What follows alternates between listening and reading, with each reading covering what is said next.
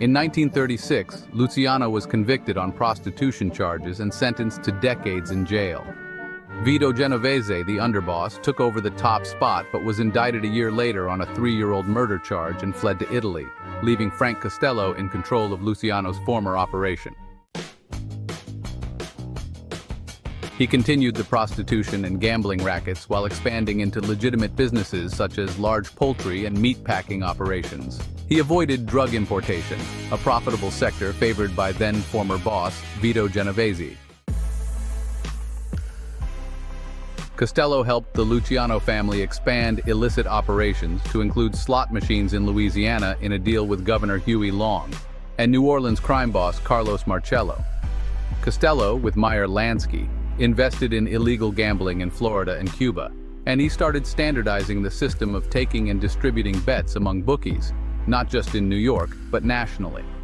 Expanding gambling operations nationally and internationally was a smart move once Prohibition ended in 1933, drying up the main source of illicit income for the Mafia.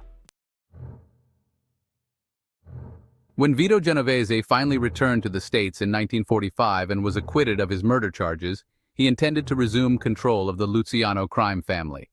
However, Costello had other plans and refused to give up power, bringing the Costello and Genovese feud to the surface of New York's organized crime scene. This rivalry would last for years, with Costello reigning as the boss of the family. From May 1950 to May 1951, the United States Senate conducted a large-scale investigation of organized crime, commonly known as the Kefauver hearings, chaired by Senator Estes Kefauver of Tennessee. Called to testify, Costello attempted to minimize the impact of these hearings on his reputation when he was called as a witness, refusing to allow his face to be filmed during his questioning.